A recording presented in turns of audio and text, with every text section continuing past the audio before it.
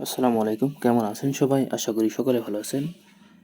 পাউরুটি দিয়ে মজার একটি রেসিপি আপনাদের সাথে শেয়ার করব। প্রথমে পাউরুটিটা এভাবে বেলুন দিয়ে বলে নিতে হবে। বলে নেওয়ার পর দুই কোণা একত্রে করে একটি করে কাঠি গুঁজে দিতে হবে। তারপর টকবগে গরম তেলে এটাকে ভালো করে ভেজে নিতে হবে। আপনারা দেখতেই পাচ্ছেন কিভাবে উল্টে পাল্টে এটাকে আমরা ভেজে নিলাম। ভাজা হয়ে গেলে এটাকে আমরা উঠিয়ে একটা পাত্রে রাখবো। ওঠানো হয়ে গেলে আমরা এখানে 4টা ডিম সিদ্ধ করে নেব। সিদ্ধ হয়ে গেলে ডিমগুলো ছিলে নেব।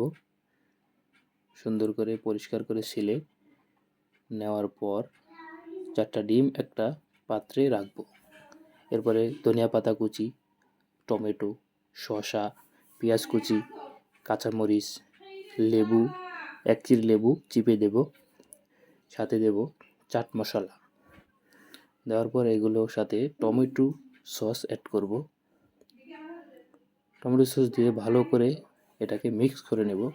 দেখতে পাচ্ছেন কিভাবে আমরা এটাকে সুন্দর করে মিক্স করে নিচ্ছি।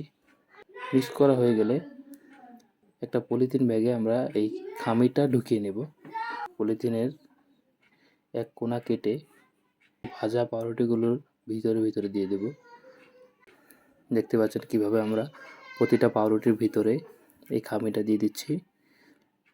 প্রতিটার ভিতরে সুন্দর করে দেওয়া হয়ে গেলে আমাদের রেসিপি কিন্তু কমপ্লিট। এটা দেখতে অনেকটা সুন্দর, খেতেও অনেক মজার। আপনারা চাইলে বাসায় ট্রাই করতে পারেন। আর ভিডিওটা ভালো লাগলে আমাদের পাশেই থাকবেন। ধন্যবাদ।